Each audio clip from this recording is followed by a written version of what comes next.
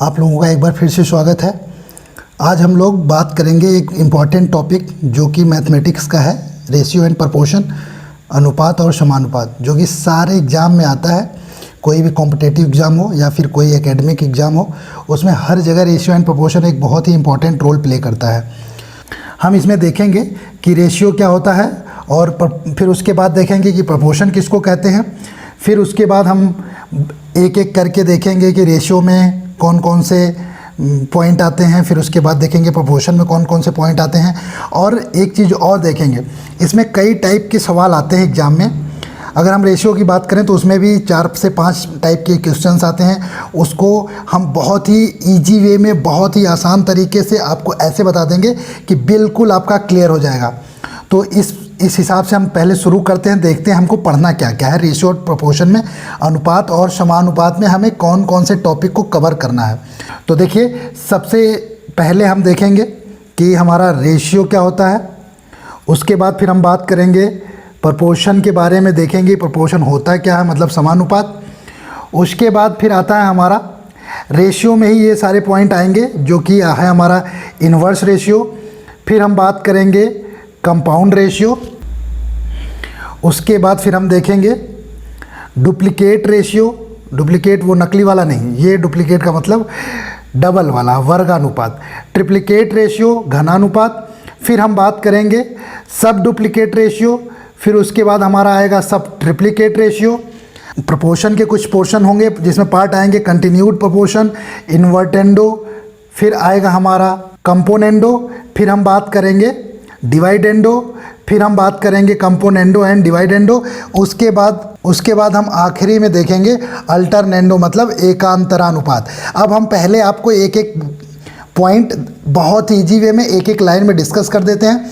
उसके बाद फिर हम रेशियो को देखेंगे। रेशियो में फिर उसके एक एक टाइप के सवाल। अब ये मान के चलिए कि केवल दो क्लास में, जो कि बहुत छोटी छोटी क्लास होगी, 20 से 25 मिनट की क्लास होगी, 2 क्लास में पूरा आपका रेशियो और प्रोपोर्शन, अनुपात और समानुपात आपको इस तरीके से क्लियर हो जाएगा कि फिर आपको परेशानी कभी नहीं होगी। किसी भी एग्जाम में किसी भी प्रकार का कोई भी XYZ कोई भी सवाल आएगा, कितना भी टफ सवाल आएगा, आप उस सवाल को करने के लिए एकदम से तैयार हो जाएंगे।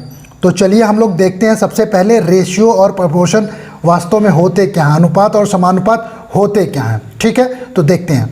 तो देखिए, सबसे पहले हम बात करते हैं रेशियो की।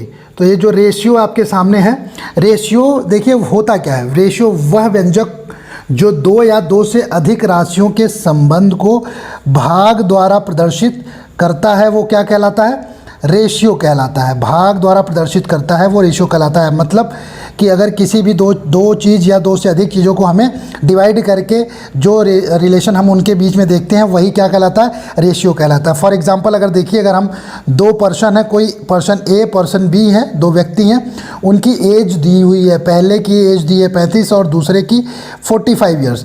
तो अगर पूछ लिया जाए कि इन दोनों की एज में क्या संबंध है, क्या अनुपात है, क्या रेशियो है, तो उसके लिए हमें क्या करना पड़ेगा, उसके लिए हमें करना होगा ratio of A and B देखना है। तो हम ए की एज और बी की एज को एक दूसरे से डिवाइड कर देंगे। देखिए, ए की एज 35 है, दूसरे की 45, तो इसको अगर हम डिवाइड करेंगे तो हम देखेंगे 7 और 9 आएगा। तो हम बहुत इजी वे में देख सकते हैं कि हम कह देंगे कि ए और बी के जो एज का रेशियो, आयु का अनुपात है, वो 7 और 9 का अनुपात है। इनके बीच में 7 संबंधे 9 का अनुपात है इनकी एज में।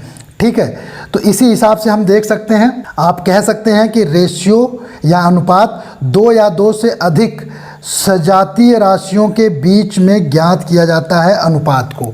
ठीक है, तो इसके लिए अगर हम एग्जाम्पल की बात करें तो अगर मान लीजिए कि कोई 2 व्यक्ति हैं, मान लीजिए एक राजीव और एक संजीव है, और उनकी लंबाई हमें दी गई है। मान लीजिए कि राजीव की हमें लंबाई दी गई है 1.2 मीटर।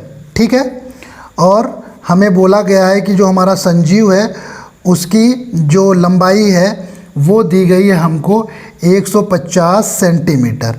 ठीक है, इसको बहुत ही आप बहुत ध्यान से समझिएगा कि हमने ये जो पॉइंट लिखा है कि अनुपात 2 या 2 से अधिक सजातीय राशियों के बीच में ज्ञात किया जा सकता है।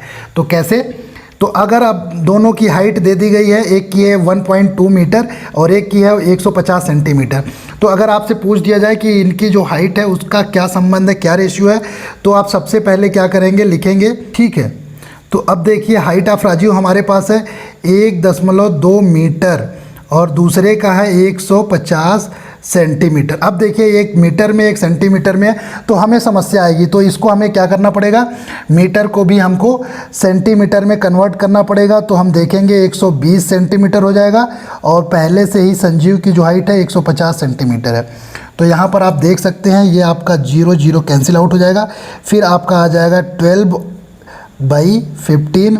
इसको अगर हम और सिंप्लीफाई कर लें तो ये आ जाएगा 3/5। ठीक है, तो अब यहाँ पर अगर कोई बोले कि इनकी हाइट का क्या रेशियो है, तो हाइट ऑफ राजीव अनुपाते हाइट ऑफ संजीव, तो ये हो जाएगा आपका 4:5। तो ये चीज़ आपको समझ में आ गई होगी कि हमको सजातीय राशियों के बीच में ही हम अनुपात को ज्ञात कर सकते हैं। ठीक है, अब आगे हम देखते हैं कि प्रपोर्शन क्या होता है। ठीक है, यहाँ तक अगर आपको समझ में आ गया, सॉरी अगर आपको ये ना दिखा हो तो फिर से आप देख लीजिए। हाइट ऑफ राजीव और हाइट ऑफ संजीव के बीच का अनुपात हमें ज्ञात करना है जो कि 4 और 5 है। ठीक है, अब हम देखेंगे, तो हम देखेंगे समानुपात या प्रपोर्शन क्या होता है। इसमें याद रखिएगा, जब दो अनुपात आपस में बराबर होते हैं तो समानुपात कहलाता है। दो अनुपात आपस में बराबर होते हैं। देखिए पहले हमने रेशियो की बात की थी, तो उसमें हमने कहा था कि दो सजातीय राशियों के बीच में अनुपात ज्ञात किया जाता है।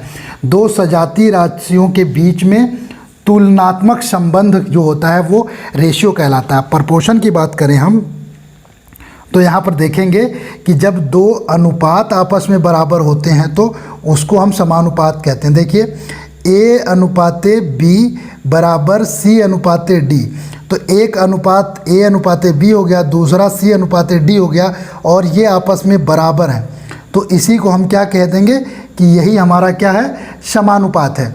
तो इस बराबर के साइन को हम इस तरीके से लिख देंगे। ठीक है, A/B और ये हो गया समानुपात का चिन्ह C/D। तो इस प्रकार से दो अनुपात जब आपस में बराबर होते हैं तो वो क्या कहलाते हैं, समानुपात कहलाते हैं। अब देखिए अभी आप लोगों ने ऊपर देखा, जो हमने अभी आपको बताया पहले कि रेशियो क्या होता है, भाग के द्वारा भाग करके हम क्या करते हैं, उनको निकालते हैं आपस में डिवाइड करके। तो वही सेम चीज़ है यहाँ पर, अगर हम रेशियो में डिवाइड करते हैं तो हमारा जो समानुपात होता है, प्रपोर्शन होता है, उसमें बराबर कर देते हैं। ठीक है, तो अब आगे हम आपको दिखाते हैं, देखिए कैसे। तो अगर ऐसे है हमारे पास A/B समानुपाते C/D, तो हमने बोला कि इसमें जो समानुपात का साइन होता है उसको हम बराबर के साइन से कन्वर्ट कर सकते हैं। तो हम लिख सकते हैं A/B बराबर C/D, या फिर हमको पता है A/B को हम A/B लिख सकते हैं बराबर C/D को C/D लिख सकते हैं। ठीक है, अब देखिए यहाँ पर ये बराबर का साइन है तो यहाँ पर क्रॉस मल्टीप्लाई हो जाएगा, तो इसको हम लिख सकते हैं A/D is equals to B/C। तो आप यहाँ पर देखिए फर्स्ट टर्म, यहाँ पर आप देख सकते हैं जो पहला पद है वो चौथे पद से गुणा किया गया है और जो दूसरा पद है वो तीसरे पद से गुणा किया गया है। तो इस प्रकार से अगर हम लिखें A/B समानुपाते C/D, तो यहाँ से अगर आप देखें तो पहला और चौथे का गुणा किया गया है, दूसरे और तीसरे का गुणा किया गया है, यहाँ पर आप देख सकते हैं साफ साफ। तो इस तरीके से अगर मान लीजिए फॉर एग्जांपल आपके पास कोई अनुपात दिया हुआ है 4 और 6 बराबर 8 और x, तो इसको हम बहुत आसानी से पता कर लेंगे। x की वैल्यू फाइंड आउट करना हमें अगर है तो हम देखिए यहाँ से आप देख सकते हैं पहला और चौथे का गुणा होगा, मतलब 4 × x बराबर हो जाएगा हमारा दूसरा और तीसरा 6 × 8, तो ये लिख सकते हैं 4x = 48। तो यहाँ से आप फाइंड आउट कर सकते हैं x की वैल्यू आ जाएगी 48 डिवाइडेड बाई 4, ये आ जाएगा 12 आ जाएगा ये, ठीक है।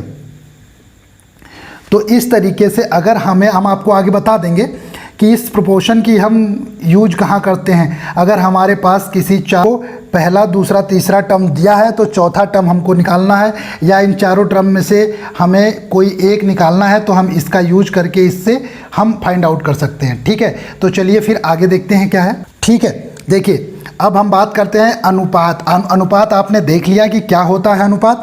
अब हम बात करते हैं अनुपात में जो जो अलग अलग हमारे रेशियो होते हैं, अनुपात होते हैं, उनके बारे में थोड़ा सा समझ लेते हैं। अब देखिए एक हमारा है ये इन्वर्स रेशियो। इन्वर्स रेशियो का मतलब होता है प्रतिलोमानुपात। प्रतिलोमानुपात क्या होता है? इसका मतलब होता है उल्टा। प्रतिलोम का मतलब होता है उल्टा। अगर मान लीजिए आपको दिया हुआ है, अगर आपको दिया हुआ है A अनुपाते B, ठीक है, और इसका आपको इन्वर्स निकालना है, तो आपको कुछ नहीं करना है, बस आपको B अनुपाते A कर देना है। मतलब अगर 4 अनुपाते 5 दिया है, तो अगर इसका इन्वर्स को पूछ ले तो आपको 5 अनुपाते 4 कर देना, यही आपका आंसर हो जाएगा, ठीक है। नेक्स्ट है कंपाउंड रेशियो, मतलब मिश्र अनुपात। इसको थोड़ा ध्यान से समझिएगा।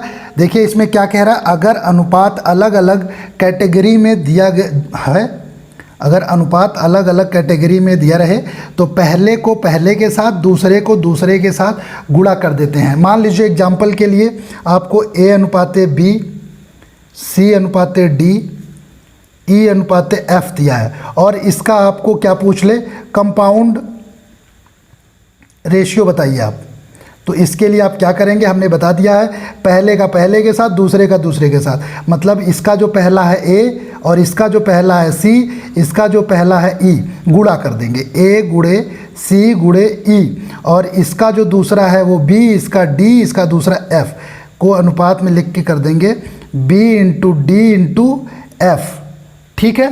तो इस तरीके से हम कंपाउंड रेशियो निकाल लेंगे। मान लीजिए एग्जाम्पल के लिए अगर हम कोई एक डिजिट लेके करते हैं, तो मानिए आप देखिए यहाँ पर अगर दे दे 2 अनुपाते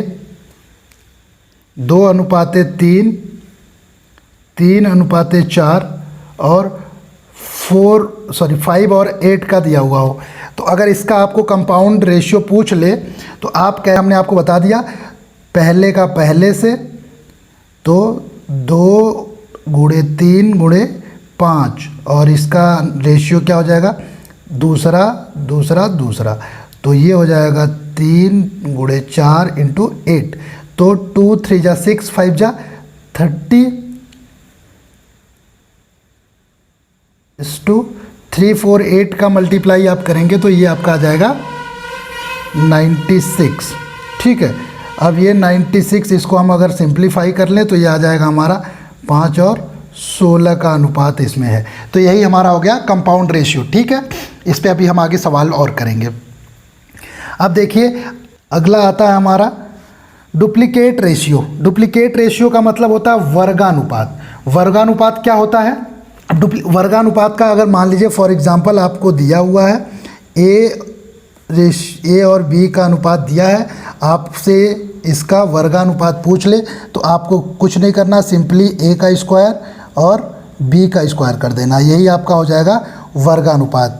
और देख लीजिए अगर 3 और 4 आपको दिया है, इसका वर्गानुपात पूछ ले तो 3 का स्क्वायर और 4 का स्क्वायर, ये हो जाएगा आपका 9 और ये हो जाएगा 16, यही आपका है वर्गानुपात या डुप्लीकेट रेशियो, ठीक है। ट्रिप्लीकेट रेशियो घनानुपात, इसमें भी सेम ऊपर के जैसे इसका क्या करेंगे, मान लीजिए आपके पास ए और बी का संबंध ऐसे दिया है और आपसे पूछ ले इसका घनानुपात, तो आपको क्या करना है, ए का क्यूब और बी का क्यूब कर देना है, ठीक है। कोई दिक्कत नहीं हो रही होगी आपको।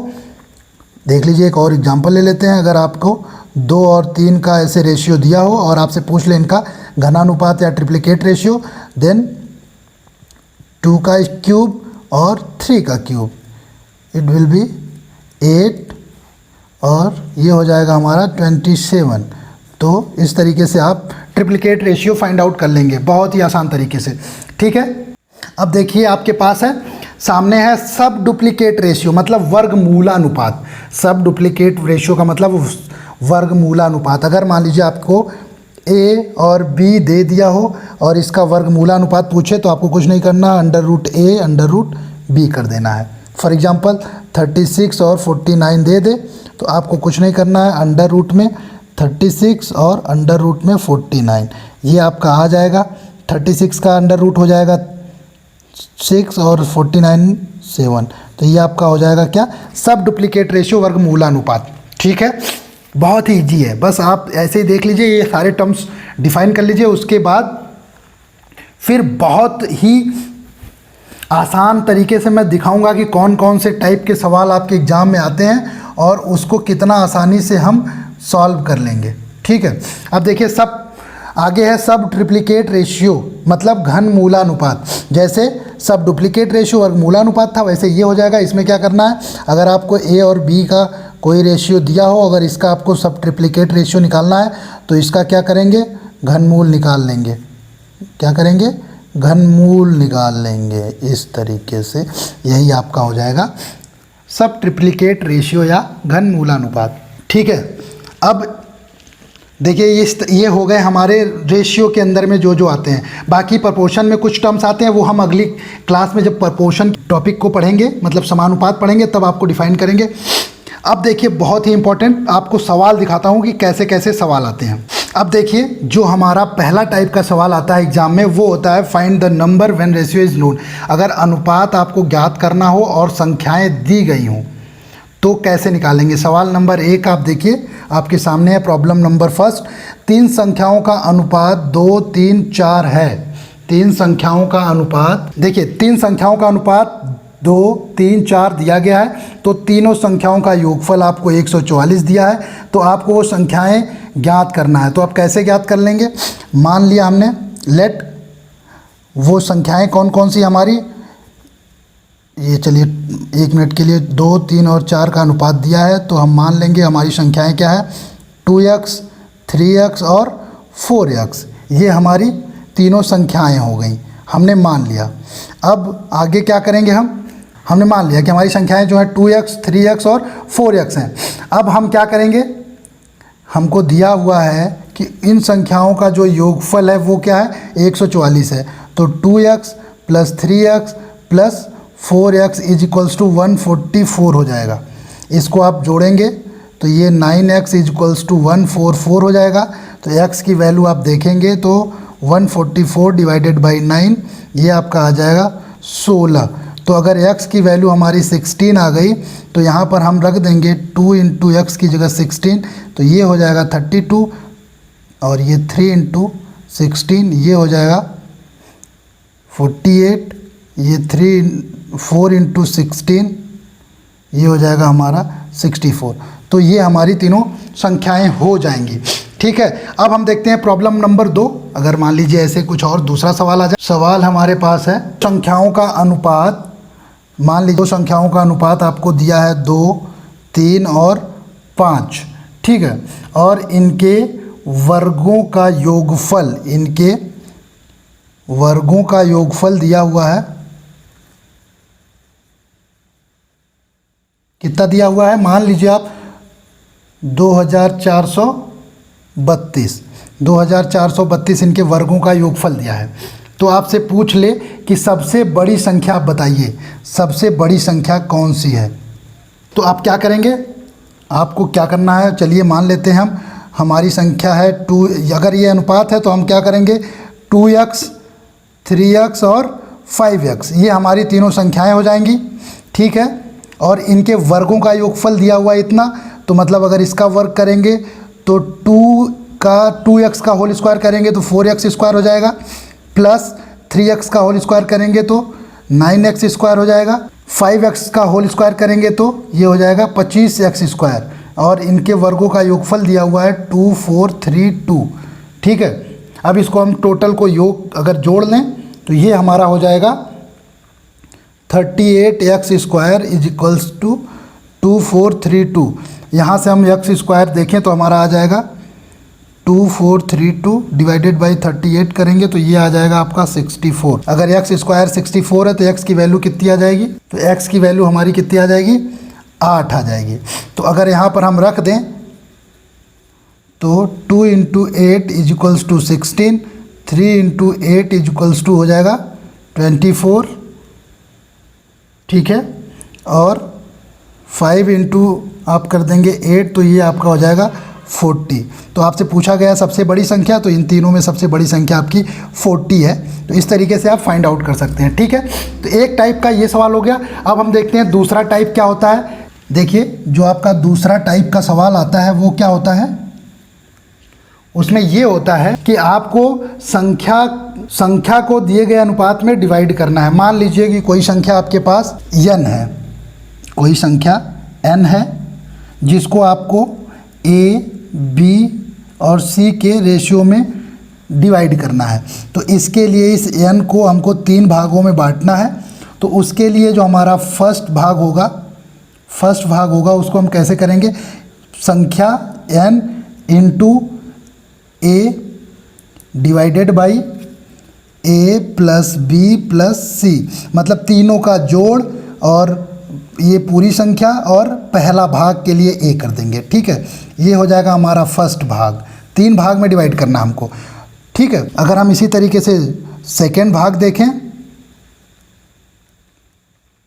तो हम क्या करेंगे, n मतलब पूरी संख्या जो है, उस संख्या को, जिसको हमको दी गई संख्या को डिवाइड करना है, वो संख्या मल्टीप्लाइड बाई दूसरा भाग का मतलब b, और बटा फिर से कर देंगे सबका जोड़ a + b + c। ये हमारा आ जाएगा दूसरा भाग, ठीक है। इसी प्रकार से थर्ड भाग की बात करें हम, तो हो जाएगा n × c डिवाइडेड बाई तीनों का योग, तीनों का अनुपातिक योग। तो इस तरीके से हम तीन भागों में किसी भी संख्या को, कोई भी संख्या अगर हमें कोई भी संख्या दी गई है, उसको दिए गए अनुपात में बांटा जाना है, तो उसको हम इस तरीके से बांट लेंगे। एक संख्या है, उसको 3 संख्याओं के 3 भागों में बांटना हो, तो इस तरीके से दिए गए अनुपात में, तो इस तरीके से पहला, दूसरा और तीसरा भाग हम डिवाइड कर लेंगे। चलिए एक हम सवाल देख लेते हैं, फिर उसके बाद आगे बढ़ते हैं। हमारा सवाल मान लीजिए दिया हुआ है कि 420 रुपये को A, B और C में हमको 2:5:7 में बांटना है। तो बताइए कि किसको किसको कितना कितना रुपया मिलेगा। 420 रुपये को इन तीनों लोगों में इस अनुपात में बांटना है, तो हमको कितना कितना देना पड़ेगा तीनों को। तो देखते हैं पहले को कितना देना पड़ेगा। पहले को हमको देने के लिए आप देखिए वही सेम चीज़, पहले के लिए क्या हमारा भाग वो था, n × a बटा a + b + c था। तो n का मतलब हो गया 420 × a का मतलब ये 2 हो गया, बटा कर देंगे 2, 5 और 7 को जोड़ देंगे, तो हमारा कितना आ जाएगा 14। इसको हम सॉल्व कर लेंगे, ये आ जाएगा 60 रुपये, ठीक है। आगे देखिए दूसरे को कितना देना पड़ेगा हमको, तो दूसरे को n × b बटा a + b + c हो जाएगा। तो n की जगह हमारा 420 मल्टीप्लाइड बाई b का मतलब सब 5 डिवाइडेड बाई टोटल का योग हमारा देखिए 14 आया था, तो यहाँ पर 14 हो जाएगा। ये आप सॉल्व करेंगे तो आ जाएगा 150 रुपये, 150 रुपये आ जाएगा। अब तीसरे के लिए हम देखें तो n × c divided by a + b + c, तो ये हो जाएगा n की जगह 420 × c की वैल्यू हमारे पास पहले से दी हुई है 7 डिवाइडेड बाई तीनों का जोड़ हमारा 14 हो जाएगा। इसको सॉल्व करेंगे तो 210 रुपये आ जाएगा। तो इस तरीके से हम तीनों को इसी रेशियो में बांटेंगे, तो एक को 60 रुपये, दूसरे को 150 और तीसरे को 210 रुपये आ जाएगा। तो दोस्तों ये रही पहली क्लास। आगे हम देखेंगे और भी इससे रिलेटेड अगले टाइप के सवाल, क्योंकि ये एक थोड़ा लंबी वीडियो हो जाएगी, तो आप लोग इतना ही आज थोड़ा सा रिवाइज करिए। फिर अगली वीडियो में हम इसके आगे के जो सवाल आते हैं एग्जाम में उनको लेके आपको बताएंगे, और उसके बाद प्रपोर्शन वाले, समानुपात वाले भी प्रॉब्लम को सॉल्व करके फिर दूसरी क्लास में इस चैप्टर को फिनिश कर देंगे, ठीक है। तब तक के लिए अपना बहुत ख्याल रखिएगा। Thank you very much.